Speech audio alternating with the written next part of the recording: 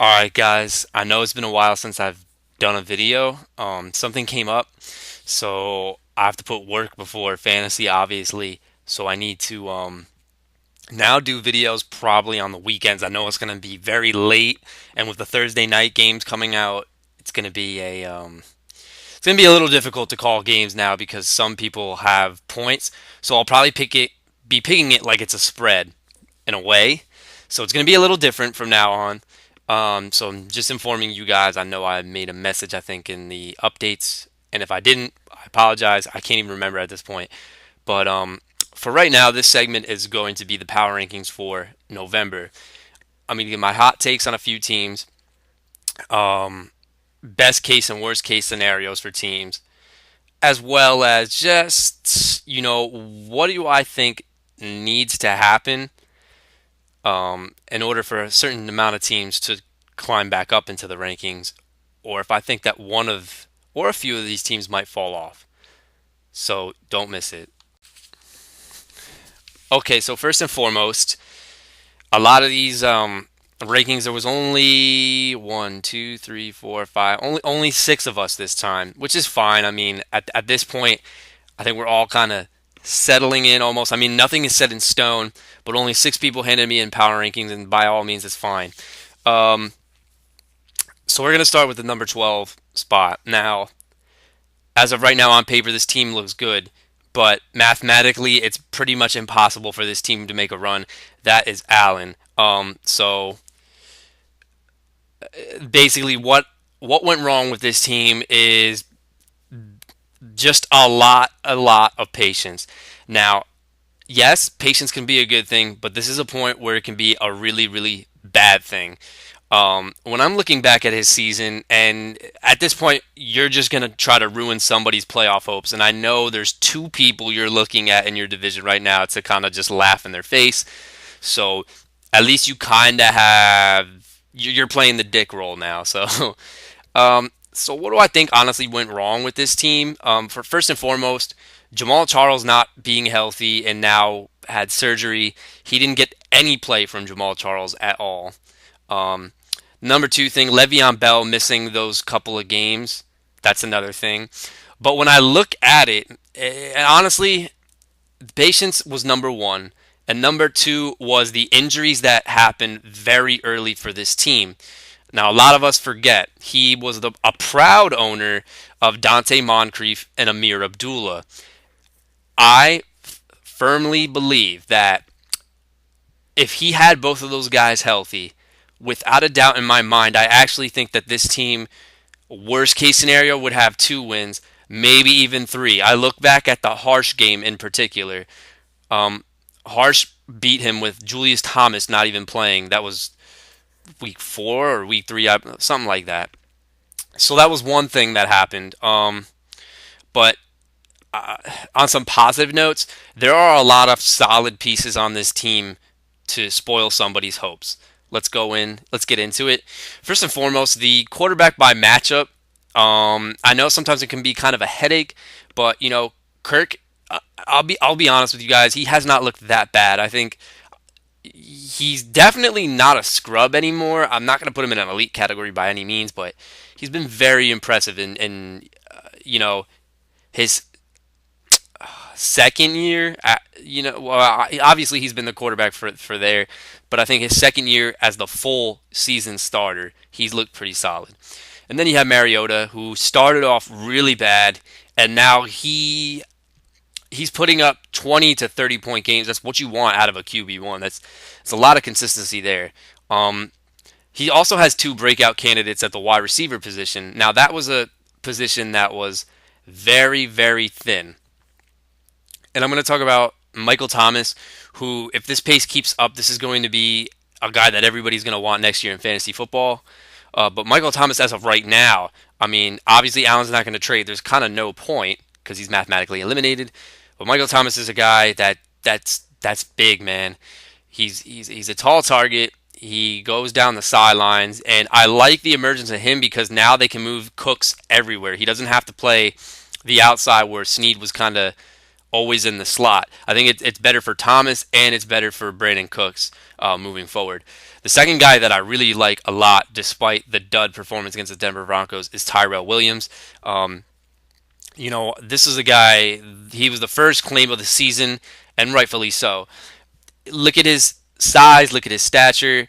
He's great. He's phenomenal. I actually think he finishes probably inside the top 20, maybe top 25, worst case scenario for Tyrell Williams. I actually like his physical talents. They're starting to run him deep rather than doing drag routes. You're starting to see him develop a little bit more routes into his game. So I really like that a lot. The combination that's going to be a nightmare for people to stop is Le'Veon Bell and Devontae Booker. That and the fantasy rankings for running back combos, I do believe this is a top five combo. I'll get to that in a minute because there's a lot of people that run the spread system nowadays. Not a lot of people run multiple running backs. So when I look at Devontae Booker and Le'Veon Bell, there's a possibility this could even have top number one potential. Bell is a guy who always gets 18 to 20 without touchdowns because Pittsburgh's a pass first team. But Devontae Booker, on the other hand, I think has a very, very decent floor where he'll finish as a high end RB2 regardless due to the workload. And that's why you're seeing this week, especially 16 and 18 points. These guys are going to be tough to beat. Tight end Jimmy Graham, we all thought a resurgence was coming. I don't know what's going on with Seattle right now, but needless to say, he's got three tight ends. I don't know why you have three, but hey, to each his own. I think Jimmy Graham at this point is kind of just better than another tight end. Eric Ebron, same reason.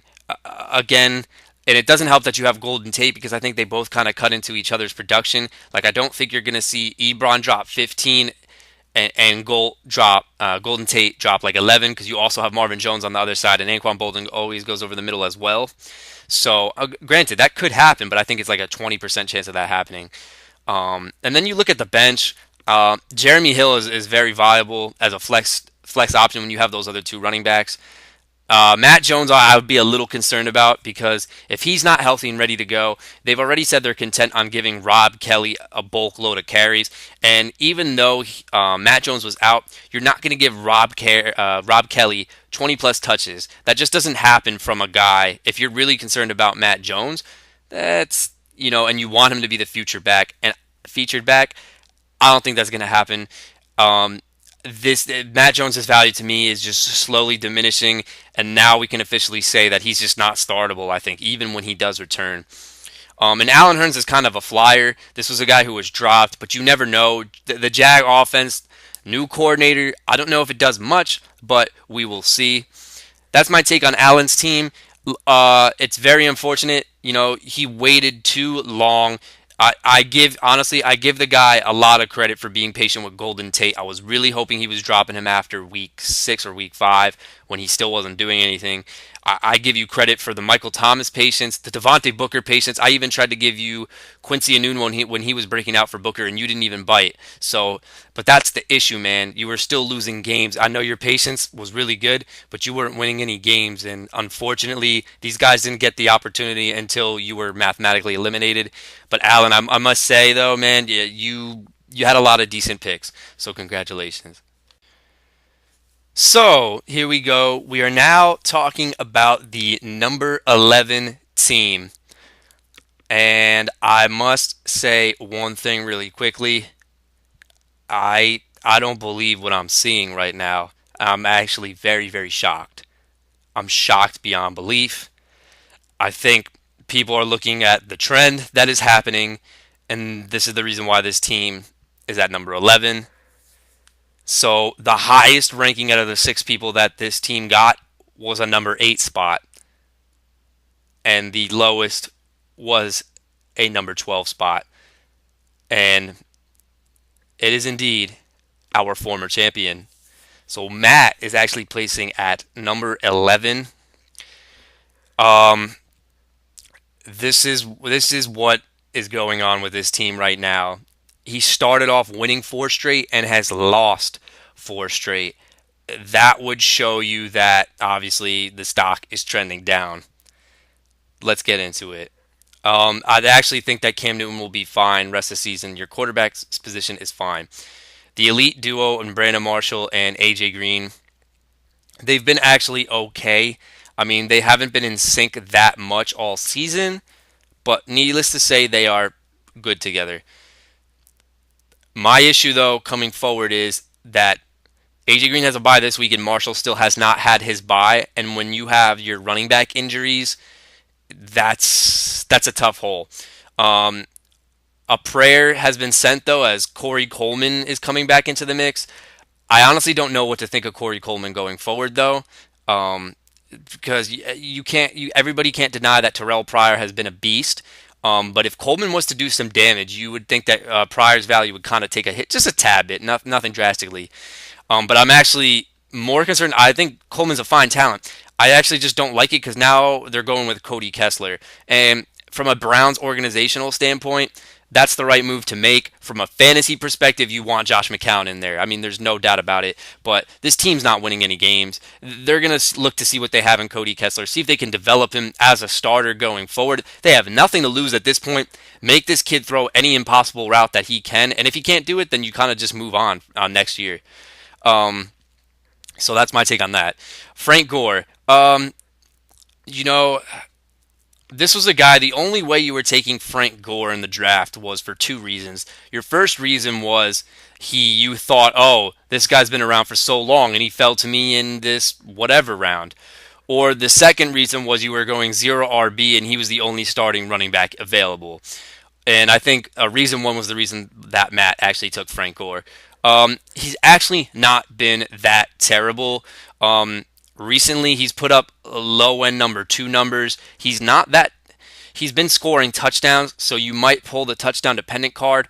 But bottom line is, they've tried Josh Ferguson as a third down back. He's not any good at all. And Robert Turbin never shows flashes of really anything. So you gotta like Frank Gore. And the fact of the matter is this too: when Luck likes to go downfield a lot, but when teams are sending pressure at him, that's why he has to dump it off to these running backs.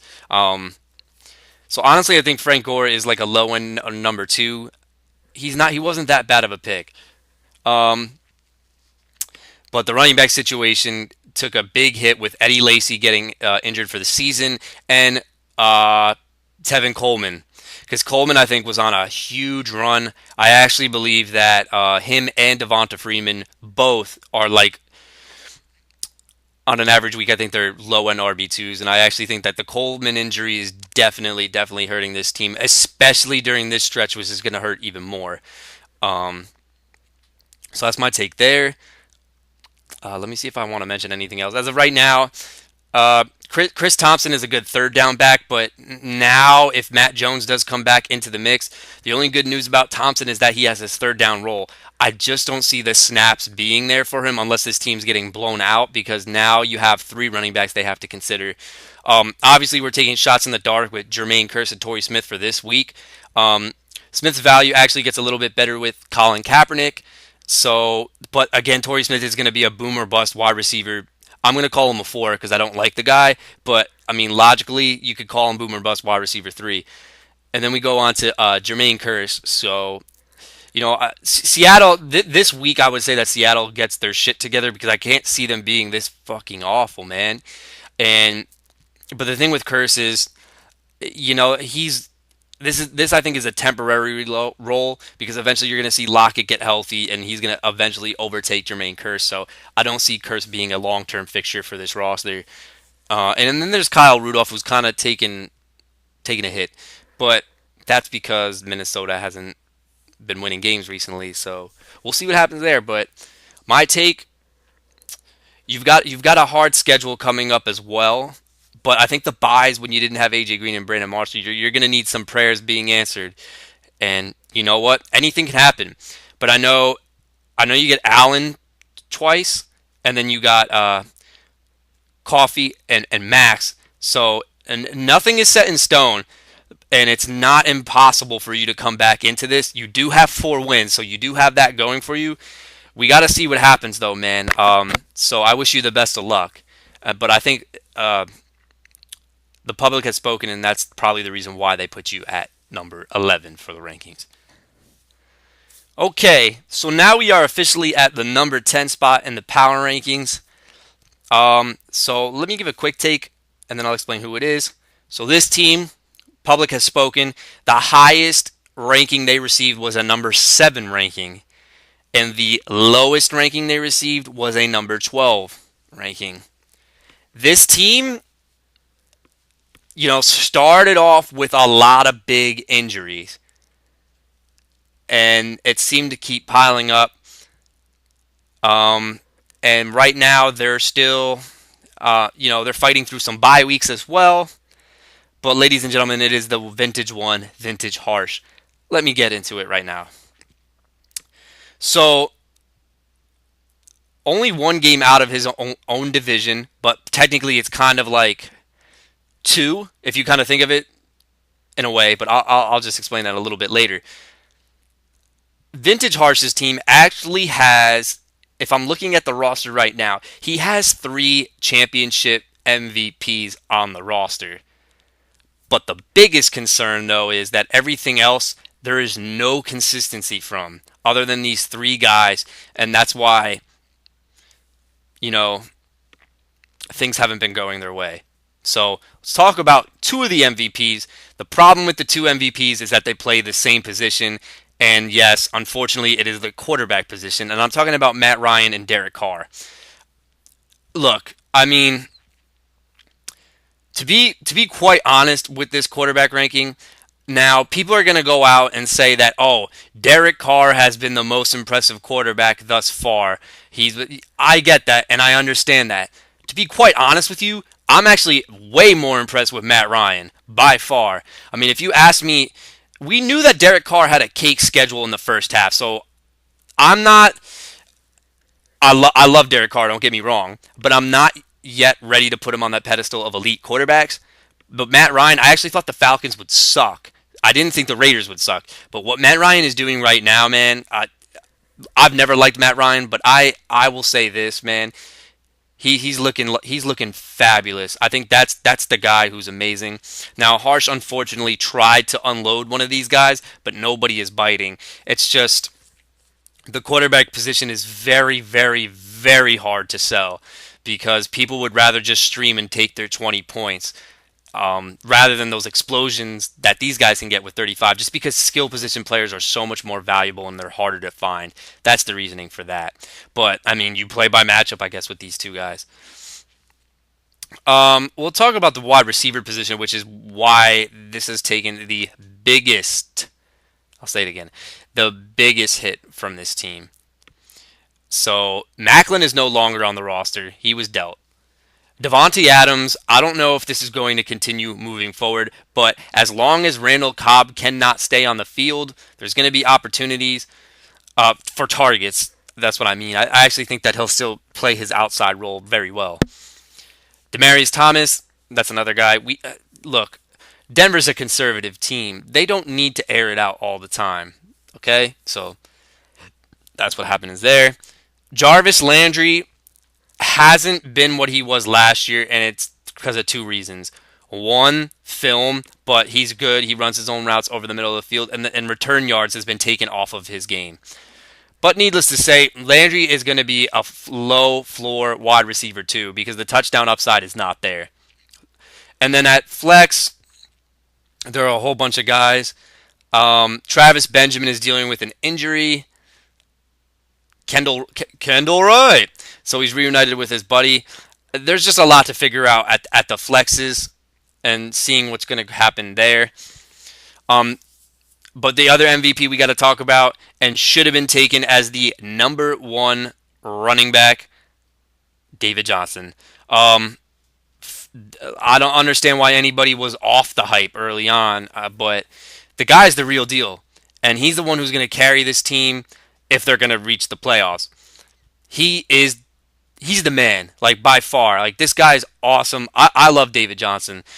That was a great pick by you, Harsh. I mean, let everybody else kind of be scared of the hype and let it fall to your lap. That was awesome, bro. And then the other thing is that I think Macklin kind of pissed him off so much, but he's having Duke Johnson in as a backup plan because we know that James White's not going to keep that job when Deion Lewis comes back. So that's what happened there. And tight ends with Gary Barnidge and CJ Fedorowicz. I think Barnage's value takes a hit. Fedorowicz has been very, very consistent. You gotta love what you're seeing there. So maybe that's a possibility. Um, so my overall thoughts with this team, yeah, you would have to say that there's a divisional game this week. That's very important. I think the worst thing that happened to this team, obviously the injuries in the beginning. Danny Woodhead was one. I could have sworn you had somebody else. I'm not even mentioning Arian Foster because long term we knew that wasn't going to work out. Just let me know who it was. I'm like drawing a huge blank right here, bro. I can't even think.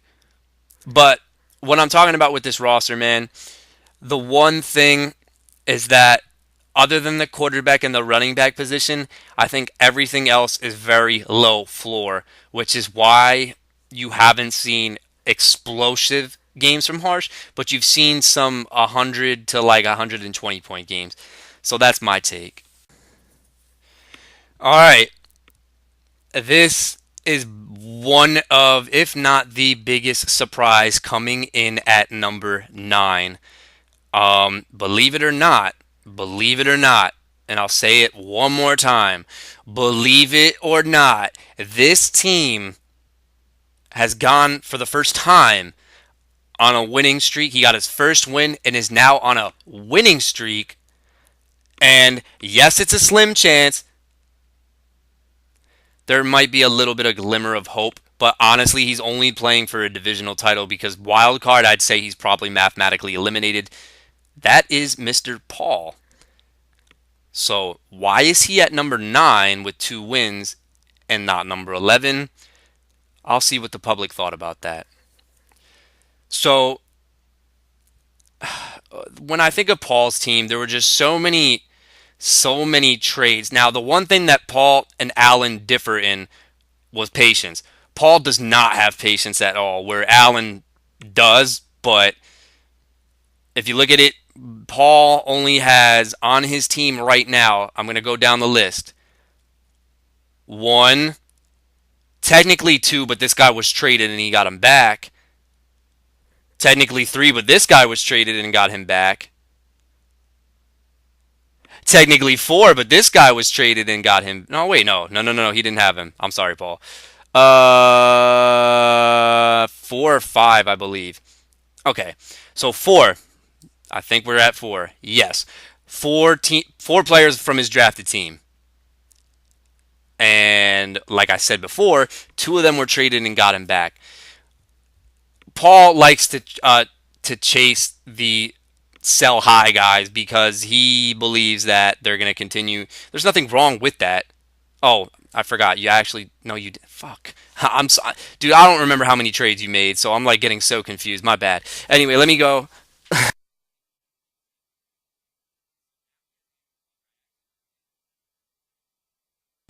Sorry about that. Got muted for a second, but so now he has Andrew Luck at the quarterback position. A huge upgrade from Eli Manning. I don't remember exactly what you gave up for him because you've done so many trades. It's ridiculous. Um, Andrew Luck, though, that's an upgrade. So that's a great quarterback. Stephon Diggs, you had traded whatever. I don't like Diggs going forward. I think he's too inconsistent. He's like a wide receiver 3. Willie Snead, I didn't believe would take this much of a hit with Michael Thomas coming back, but needless to say, that's what happened. So he's nothing more than a flex option, I think, at this point until we see otherwise. Um, so a guy who I did think was a buy low after the Arizona game because their schedule opens up, that's Matt Forte. Now you did give up Amari Cooper for him, but I will take the RB getting 20 plus touches than an elite deep threat. So that was a good move by your part. Matt Forte, really, really good.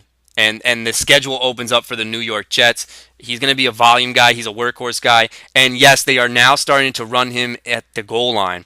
So that is not a bad play there.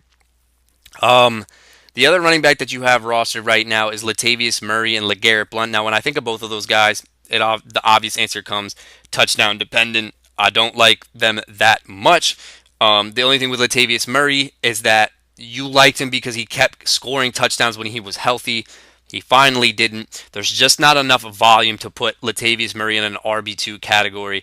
And my firm belief, unless they say, you know what, we're only going to run a two-back system and just two backs, I don't think you can put him in the RB2 conversation. I think he's a touchdown-dependent RB3, regardless of what the footnotes say.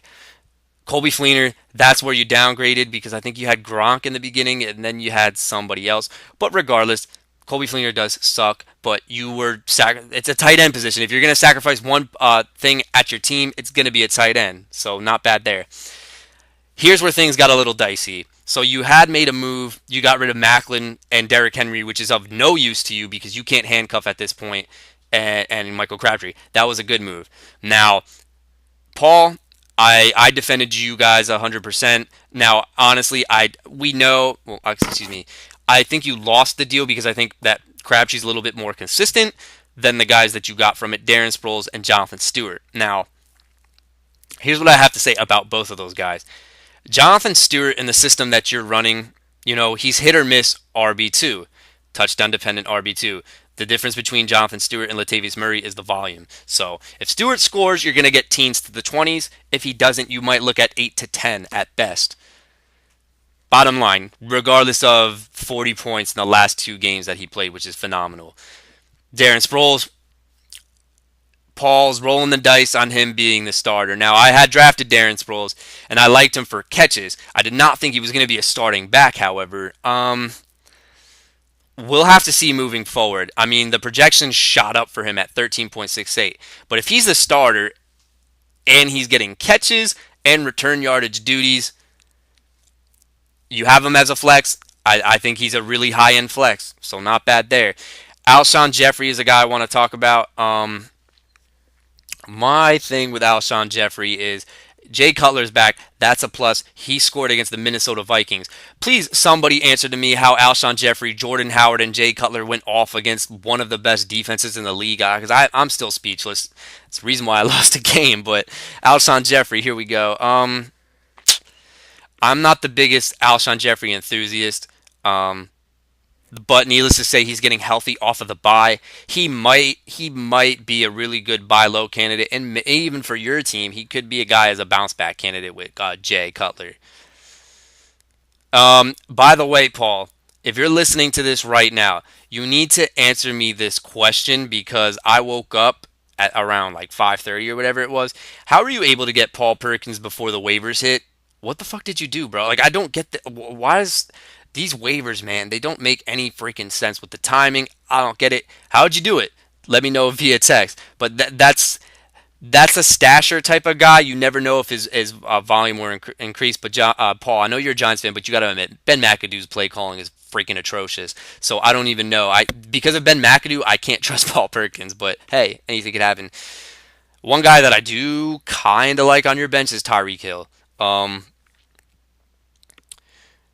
He's a gadgety type of a player. He's kind of like a new Tavon Austin in a way, so that could be something we can talk about. But Paul, obviously you're playing for a division.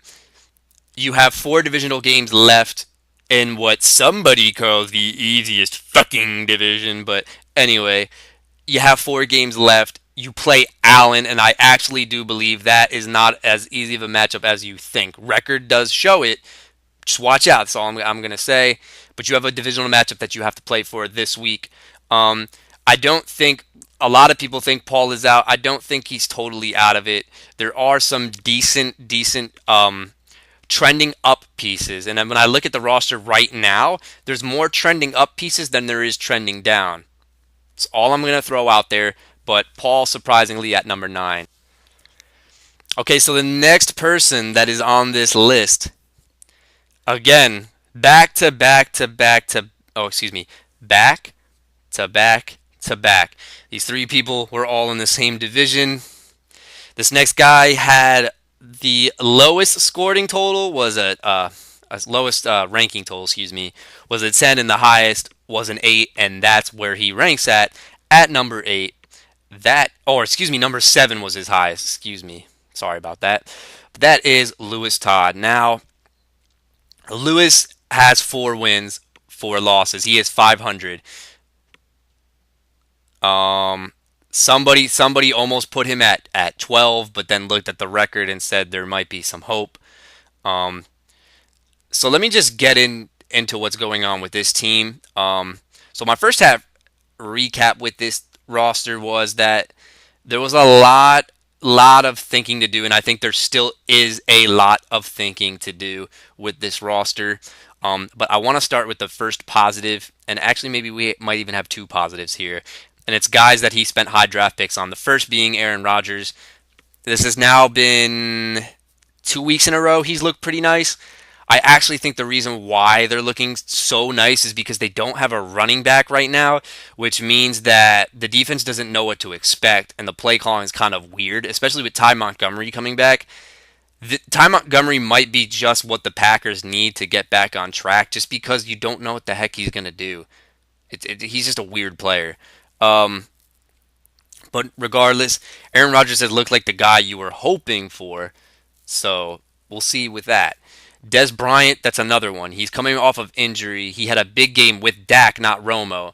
But now Des is going out saying that Romo looked so nice. Let's be honest, guys. We know that Des Bryant wants Romo back. Everybody else likes Dak, but Des wants to show off. That's what he is. So I don't know what's going to happen moving forward with Des Bryant. I don't think that you can continue that great of success with Dak Prescott, but you never know. But after Des Bryant, there's a lot of boom or bust guys on this team, and I'd say it's more bust than boom. And let's go down the list here. Tavon Austin is one guy. We have Brian Quick. I don't know if that's a quick fill-in. Get it, quick, quick. Darrell Green Beckham, Sammy Coates, and I think Chris Hogan. That's the thing that you were worried about after the draft was your wide receiver 2 position, and you still have not found a guy you can constantly say, okay, this is my guy moving forward. So we're still in search of that, I guess. The one guy who was an RB1, but he's battling injuries right now, that's Carlos Hyde. We don't have anything of him playing against New Orleans. Yahoo has him projected as not playing. So I don't know what's going on there. Ryan Matthews was a big surprise in the early season, but Doug Peterson said he just doesn't like the guy. The fumbling is concerning to him, and if you remember back in the preseason, beat reporters were coming out and they were saying that Ryan Matthews doesn't fit this system or Darren Sproles is the best back for this system. I'll be 100% honest. I thought that was just like, well, what the heck are they talking about? Like, I know that Ryan Matthews has injury history, but he's clearly built to handle more of a workload as a starter than Darren Sproles. So, look, I don't know. That's all I'm saying. But Ryan Matthews, I think, is being reduced to a goal line back. And if that's the case, that's like having a worse Matt Asiata right now because Asiata is actually splitting carries. Um, Travis Kelsey, man, this guy is just you could never figure the freaking guy out. This guy was supposed to be on the pedestal. He was supposed to be almost categorized into that Gronk category. There are some games where you think, wow, this dude is so good. And then there's other games where it's like Andy Reid or the game plan just doesn't revolve around Travis Kelsey. So I can't even tell you what Travis Kelsey. The dude's impossible to figure out. Tavon Austin,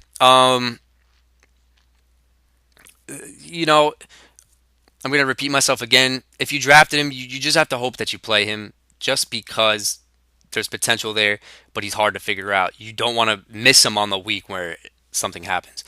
And then Brian Quick, which I think is a fill-in.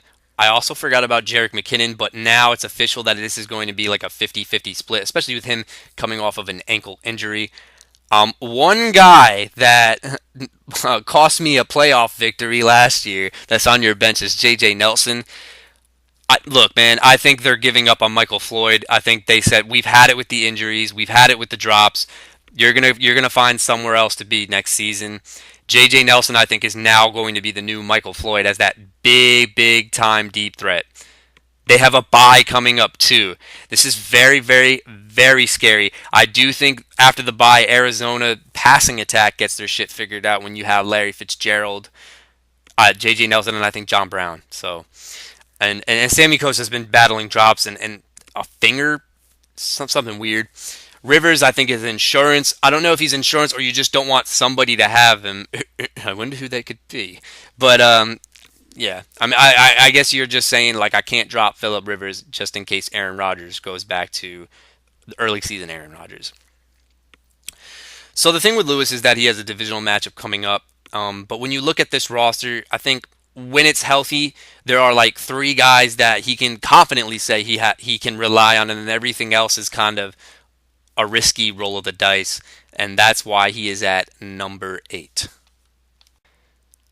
So coming in at the number 7 spot, and according to Power Rankings, just missing the playoffs.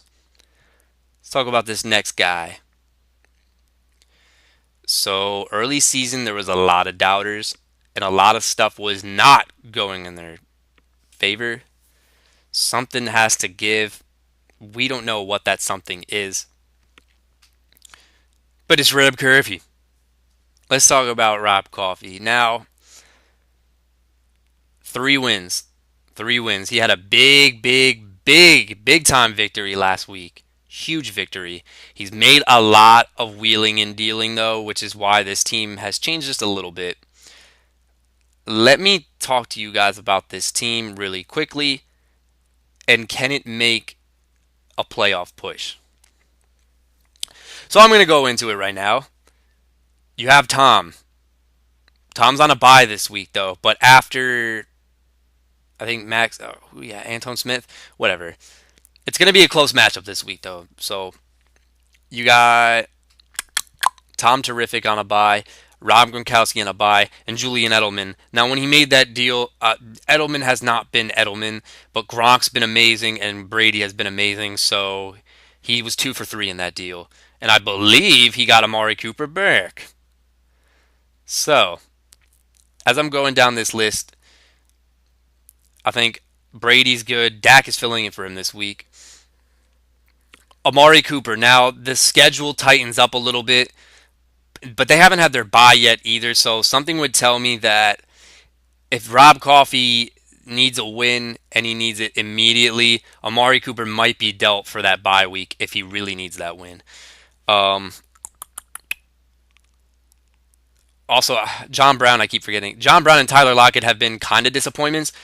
If I said one guy was to bounce back, obviously it would be John Brown because they're coming off of a bye. Get him some time to heal up a little bit. We'll see what happens there. As I'm looking down the list, this is where my concern comes with this team, is that the 3 running backs that have been great for him during his victories and just flat out just great altogether, because there's been some losses where he's put up a decent amount of points, just got destroyed by the other team. That's the combination of Freeman, Michael, and Ware. Jamal Charles is officially out. Ware is now concussed, and if Charkandrick West goes off in this game, I thought it was going to happen. Coffey knows this shit. I called him and I said something about Charkandrick West going off. Unfortunately, he just got an opportunity, but his name was mentioned. His name was fucking mentioned, Coffey. So we're going to talk about if West is to do a lot of damage this week against the Jacksonville Jaguars, something tells me that this is going to be deja vu from last season. You have Ware and West, and actually I do think that that's, when you're talking about the Kansas City Chiefs, that might be the route that they're going to want to go, just to keep the defenses off balance and other things. Devonta Freeman looks so nice at times, but the volume is going to diminish once Tevin Coleman comes down. But I do think that he's going to be a low-end RB2 worst-case scenario. Christine Michael could find himself in trouble, not only with Rawls coming back, but I think now with Procise back. I don't think Michael was getting much catches, but Procise is going to be on the field a little bit more. So that's my concern, is the running backs getting into committees. Shepard is on the bench. I don't know what to say with Shepard. It's been, what's his name? It's been Odell Beckham for the most part. So now that I'm looking at everything else, we got Cole Beasley, which is really nothing. Kenny Britt, I actually kind of think could be a wide receiver 3. He's not the sexiest wide receiver 3, but I do think that their offense is now going to revolve around him in the passing attack. Um, so when I look at Rob Coffey's team trying to make a push, one thing is if he wins this divisional matchup this week and gets to 4 wins, man, this team is catching on a hot streak. Okay, and I know the schedule is tough. I think he texted me that his schedule is tough. If I'm not mistaken, I believe not in this order because I don't know what your division is like, but he's got Max twice. He then goes on to face me next week, and then he has Matt, who is his kryptonite, and then Allen's team's actually catching fire. So it's a tough road ahead. It's a really really tough road ahead, but I do think anything's possible. And when I look at the people behind him, if I had to pick one team, if I had to say if there was one team that I think talent alone that I think could make a push, it would be him, and rightfully so. That's why he's ahead of everybody else behind him. So, and we also know that there is playoff experience. He's one of 2 people to go to back-to-back Super Bowls. But at the same point, you know, having a championship ring also does help. So the management and the experience is there if we're going off of that. We'll see what happens, though.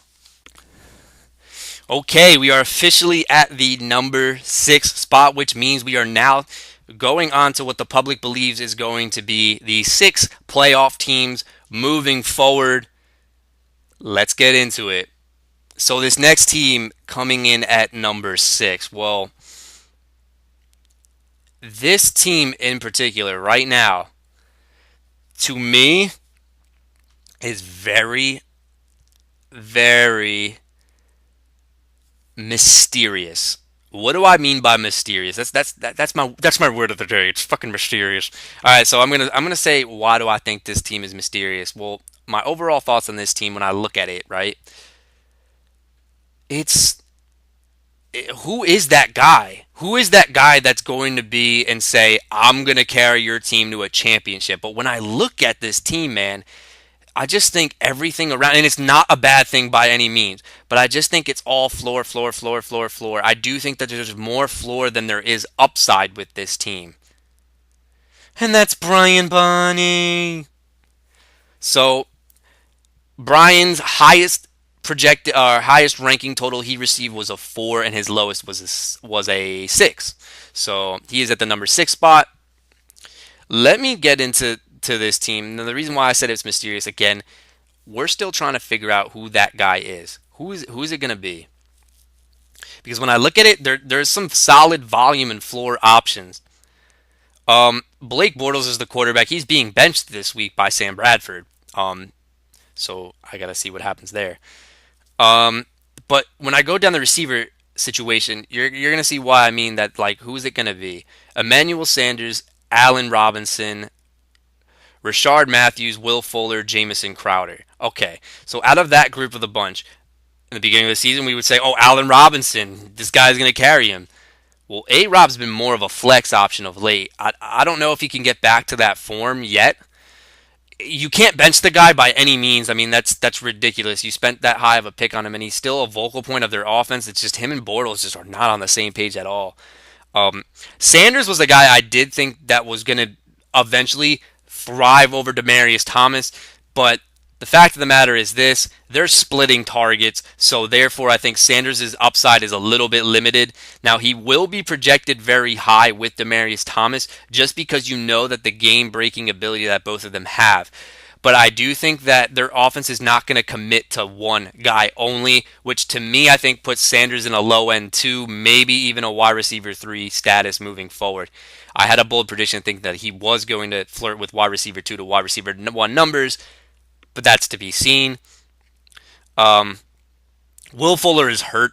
I think Brian's really, really, really upset about that. That was his favorite player by far. I knew it was, Brian. I knew it was. So Will Fuller hurting definitely. He's coming out of the bye though, so that could be a good thing. Give him some time to heal up. We'll see about that.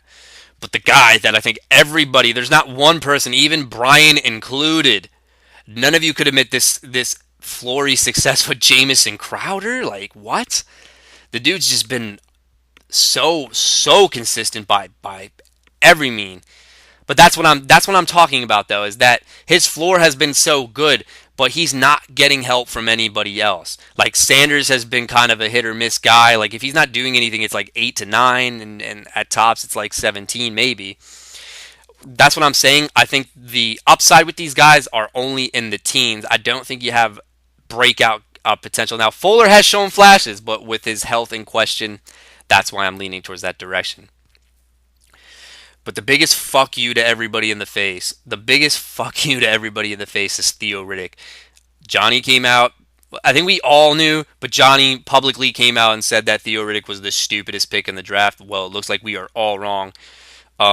Brian, I don't know what you were expecting out of Theo Riddick, but I really didn't think it was going to be 20 plus points a game.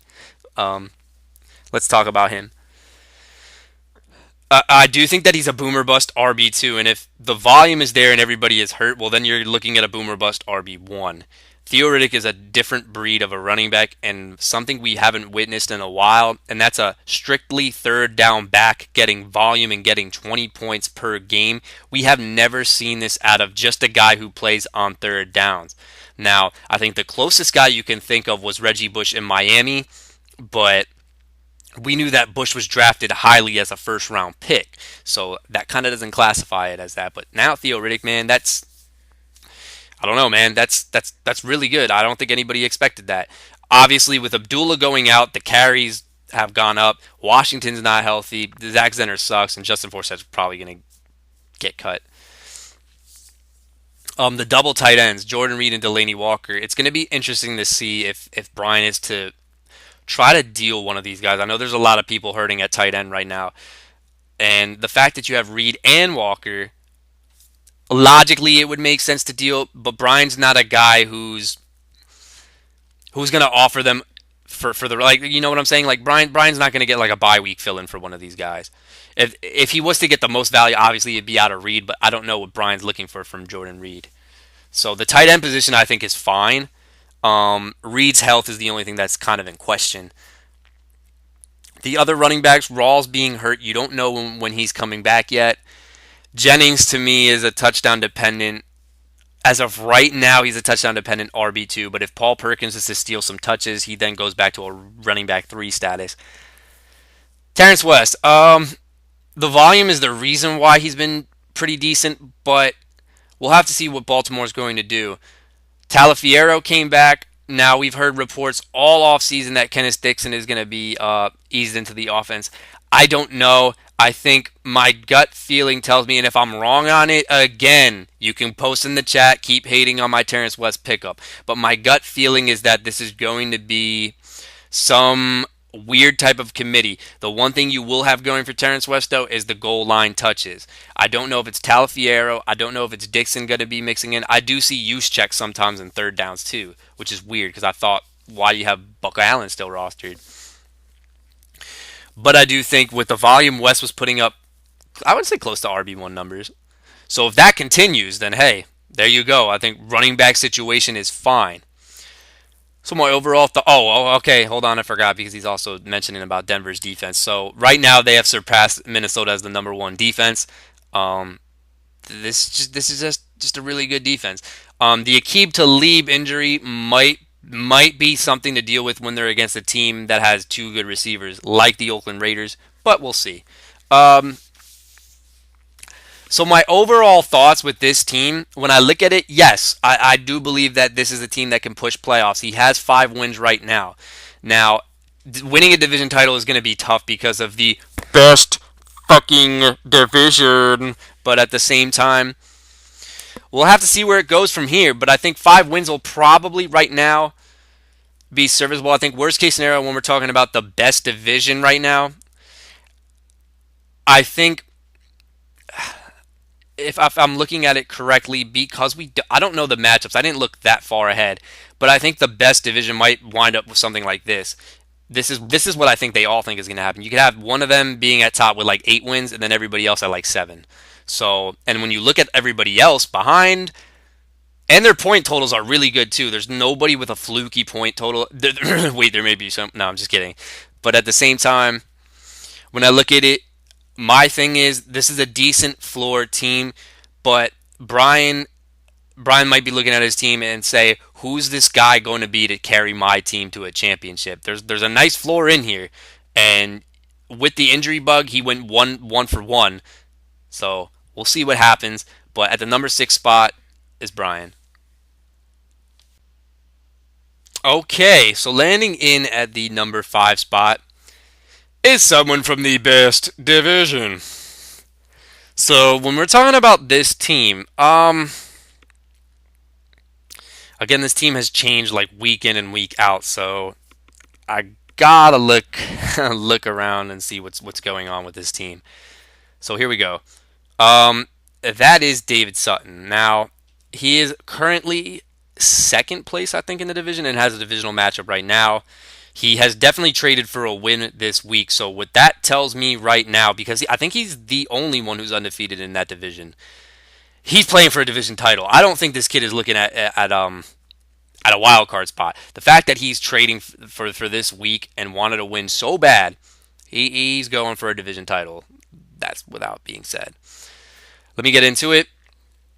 So you started out with Luck and Roethlisberger. Both of them got dealt for skill position players.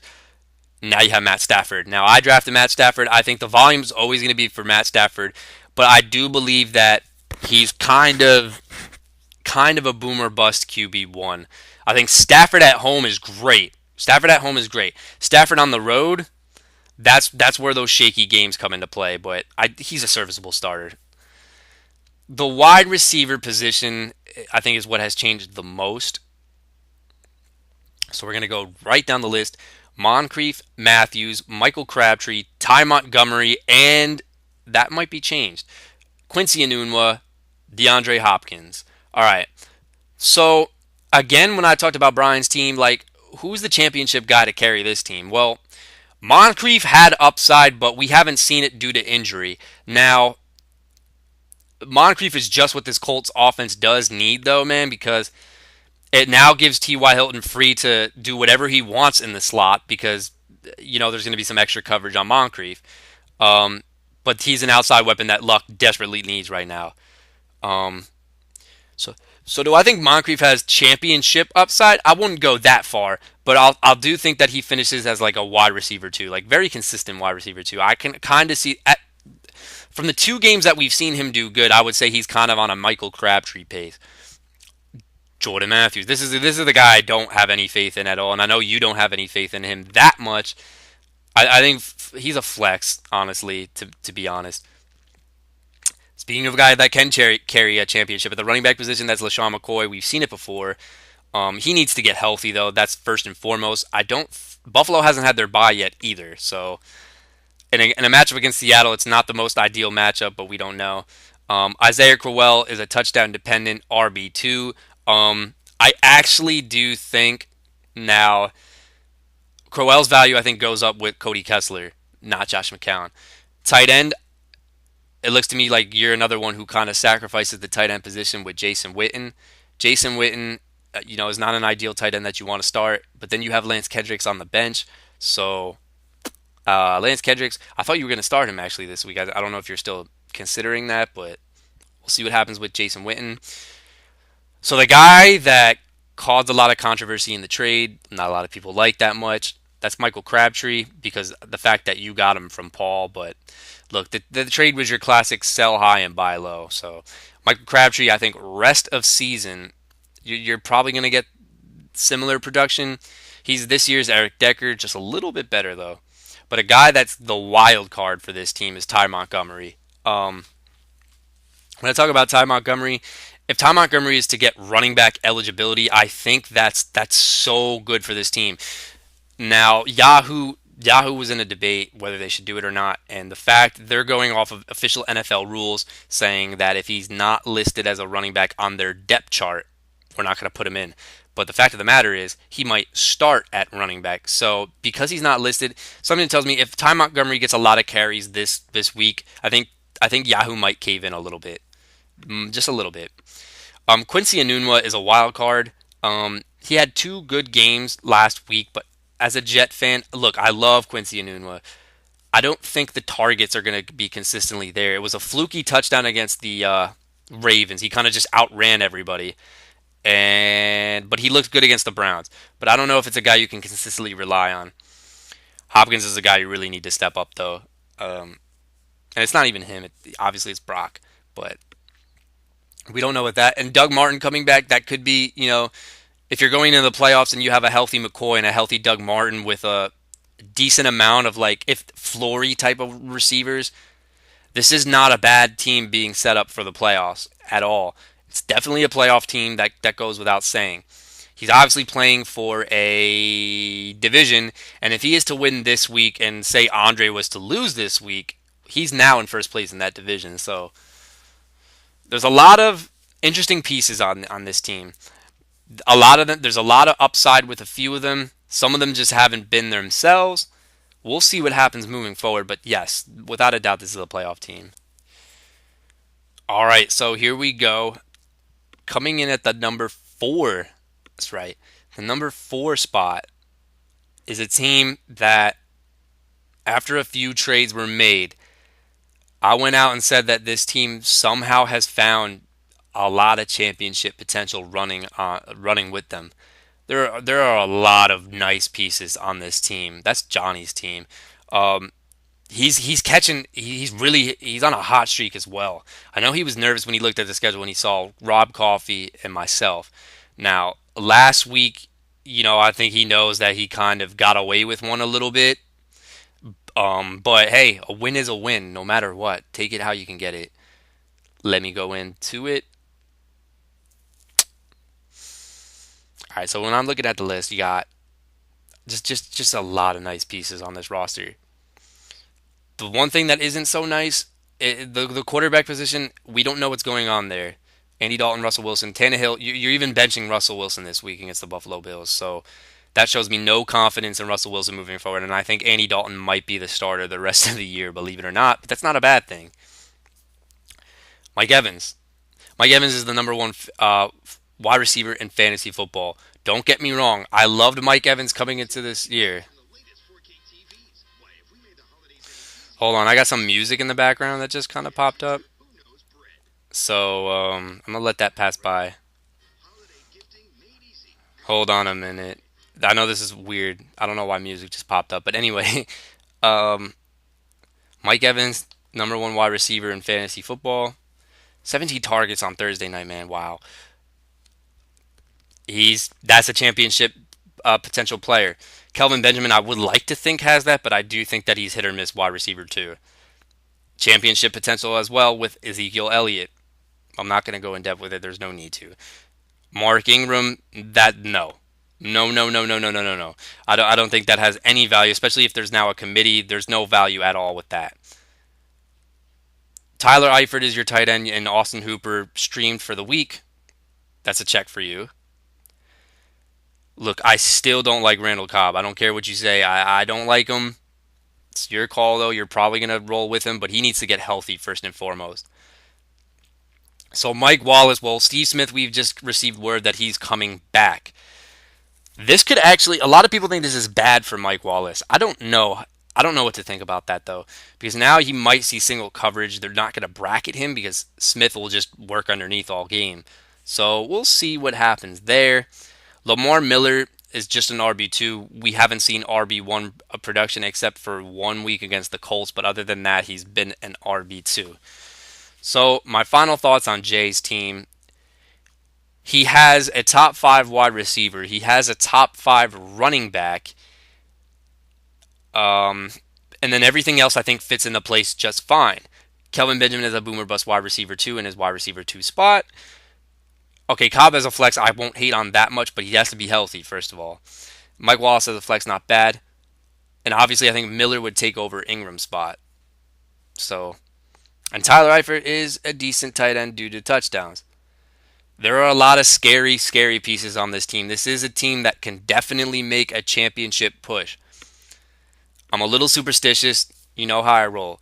This is what I have to say about this. Just hear me out on this team. So the history of Johnny shows amazing. Okay, I'm not going to give him that much. Okay, good drafts. Shows great drafts and boneheaded trades that go in the other team's favor, which kind of fuck over his team. let's see what happens this year, right? I firmly believe Johnny had a terrible draft. I think, with the exception of Mike Evans, I'm going down the list here, man. I don't even know who else you took. Mike Wallace was a decent value play or value pick, but with the exception of Mike Evans and Mike Wallace, this draft was not very good at all. And I think he kind of even will acknowledge that. But what happens? Bad draft. Great trades in his favor. What? It's just so weird how this comes full circle, guys. Like, I don't know. Anyway, when we talk about Johnny's schedule, I don't know who the out of division game is that you play. I'm pretty sure it's not that difficult considering that you're in the best division, but I think the division is up for grabs in the best division. There's only the first place team only has a game lead. It only has a game lead right now. So Johnny's got a lot of very, very dangerous pieces. Um, this is a team to look out for in the playoffs. I do think it's a playoff team. Somebody said you're going to miss the playoffs. I don't think that's going to happen. It'd be funny if it did, but I don't think it's going to happen. Ladies and gentlemen, the Fresh places in at number 4. Okay, so the number 3 team placing in at number 3 in the rankings. The lowest ranking this team received was a 4. The highest was a 2. And that was my team. So let me give my quick overall thoughts on my own team. Now, look, this team is probably a definition of a boom or bust team on a week to week basis. Recently, in the beginning of the season, this team was lock and loaded. Everything was hitting. But in recent weeks, we've seen some boom or bust. There's been some injuries. There's been some give me a second, and just a lot of downers by some people that I would expect more from. But let me get into it. This is the top of the, according to people, the worst division in the league. But there's still a lot of nice pieces on this team. I do think that there's been more of a bad luck scenario happening with this team, but let me get into it. So the quarterback is Ben Roethlisberger. That is one reason why one of those losses happened. So with him being hurt, he's coming back. It's fortunate that it wasn't anything long term. So he comes back and he's got his buddy with him on my own team, Antonio Brown. So the Ben Brown combo, it looks to pick up things in a positive direction moving forward. A guy that I also like is T.Y. Hilton. He left last week's game, so I'm not ready to put the boomer bust wide receiver 1 card on him yet. But and especially with Dante Moncrief coming back, I think this should open up for him to do a little bit more. All right. So the other receivers, though, this is the reason, again, the flexes have not stepped up and they have not lived up. Marvin Jones. Marv Jones, I love you, bro, but there's been a lot of tough matchups that he's gone against. Last week especially. Apparently AJ Bouye is a really good cornerback. I don't think anybody knew that. We know that now. So, and now he gets a tough matchup against Minnesota, but I'm hoping after the bye that Mr. Jones gets healed up and gets a little bit studying into the playbook a little bit. And then we have a guy I still love, Dougie Fresh, Doug Baldwin. Mark it down. Seattle gets back on track. And it starts with this guy right here, Doug Baldwin. This is the guy that Russ likes to throw to. I love the guy. Why wouldn't you love the freaking guy? So Doug Baldwin coming in at the other flex position has not hit. Running backs have been a little bit of a surprise, though. Melvin Gordon is a top 5 running back. I don't think anybody could have called that. Jordan Howard coming off of a great game against the best defense. This could be a guy who steps up into the running back 2 spot for my roster. And then we have some interesting things on the bench. Steve Smith, if he's out there, he could probably put up numbers. So he might fill in very nicely for when I have those buys. Hunter Henry got hurt, and his production has dipped at the last 2 games, so that's not good. Rob Kelly's interesting. He could have some volume if Matt Jones was to get hurt again. And TJ Yeldon is TJ Yeldon. Vikings defense, I think they bounce back. I think they're too talented of a defense not to bounce back. So, ladies and gentlemen, this is my final thought on this team. I think there's a lot of nice pieces. I believe the receivers are still solid. I think it's only a matter of time until some of them get their game back on track. Big Ben should be Big Ben. Minnesota's defense, I think they could bounce back. Um, so this is a team that could look to make a playoff push. I think there's only two key factor guys that still have not been on a bye. That would be T.Y. Hilton and Marvin Jones. Oh, and Melvin Gordon. So there are still three very, very crucial pieces to this offense that still have yet to have a bye. So we'll see what happens with this. All right, so let's get into the number two ranking. This team is a good team. It's a good team, but they have just the injury bug finally hit them.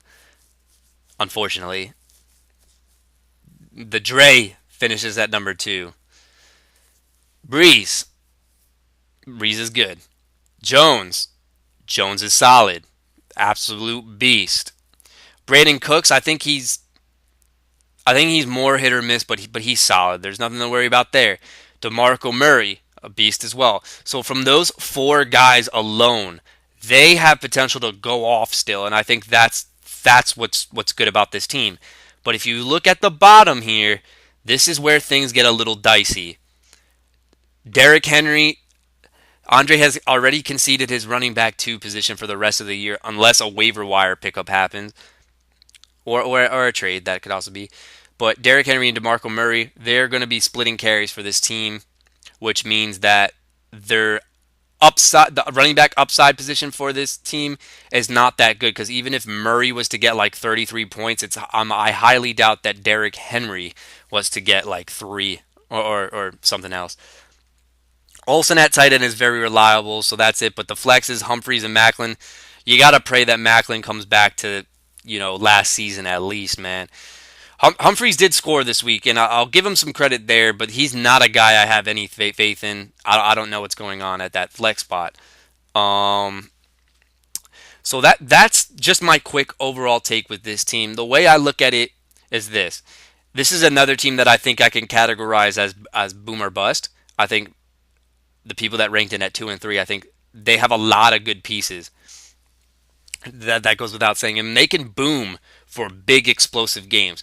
My thing with Andre's team now, when the Saints have a favorable matchup or at home, this team is very hard to beat because the combination of the first four people, Breeze, Jones, Cooks, and Murray, they might get close to 100 combined, just those four, which would then mean that the other three that are kind of low in the defense would probably have to do their job of getting him at least 40. So with the big explosion in the matchups for this team, man, it's still going to be a playoff team. I think it goes without saying. There's just he has four elite pieces: a top five quarterback, a top five wide receiver, a top five running back, and a wide receiver who probably can finish within the inside the top 10. He might fall short at like number 12 or something like that, but just that alone. So that is why Dre finishes at number two. Okay, we're here. The number one pick within the power rankings. Highest was a 1. Lowest this team got was a 2. Mr. Maxwell. Mr. Maxwell. I'm not even going to do any of the voices for this one because if he's at number 1, we got to take it seriously. So Max, I'm not going to do your voice. Um, Sorry, I've been going on for like close to an hour with all this stuff, so here we go. The Max. Sorry, I did the voice, but that's just one. Just one. Colin Kaepernick is not the starting quarterback. Carson Palmer is supposed to be, but then you have Tyrod Taylor. That's I think the only. Well, there might be a little bit more of a headache, but that might be the only headache. Jordy and Odell. The combination of Jordy and Odell can both go off. They can. However, I think I would have more confidence in Odell going off than I do Jordy going forward. I think that Jordy Nelson he's just a little bit limited, man. They're not getting the old Jordy Nelson, which means that he's still dealing with an injury. I mean, he's not going to come out and say it, but they're limiting him. They're not targeting. Well, they'll target him. Don't get me wrong, but they're not going to target him on the routes that he used to run. It's a lot of stuff is over the middle, and then they save that post that he likes to run. So that's just my thought on that. I think he's fine though. Beckham, he should get on track, but if Ben McAdoo keeps retarding these play calling, I wouldn't have that much of faith confidence. The one guy that's just definitely pushed this team over, just a wild card team into the position where he's at right now is Jerry. Well, there's two back-to-back 200 games. He gets the Jets this week. If he does it against the Jets, man, we just have to accept the fact that this is going to be an RB1 going forward. Todd Gurley's supposed to be an RB1, but he's finishing more as an RB2. But if Jay Ajayi can do what he's doing, I think worst case scenario with these running backs guys, I think you get running back twos and two running back twos with those two wide receivers at the top. It's fine. This is another team that's kind of saying, tune in. Who needs it? Oh, I did the voice. I'm sorry. Jack Doyle and Zach Miller. It's whatever. Doyle's projections go down because of Dwayne Allen coming back. Like I said, I don't know if you can rely on both of them when they're both in the lineup. Terrell Pryor Sr., his projections have gone down due to Corey Coleman coming back. Pryor, I think, is the elite option, though, to Corey Coleman. So I'll just throw that out there. He did do a trade, which was a smart trade to get Larry Fitzgerald. So that is now your other flex. So if you're looking at Fitzgerald, Pryor, Nelson, Beckham, Ajayi, and Gurley, that's going to be tough to beat on a week-to-week basis. I think the reason why this team is so high right now is because they have the perfect combination of floor and upside. I think the guys that give him the most upside are Ajayi, Beckham, Nelson, and I guess Pryor, but the team makes him kind of boomer bust. And then you have floors with Larry Fitzgerald, Gurley, and the quarterback position. I think he's going to get low 20s regardless.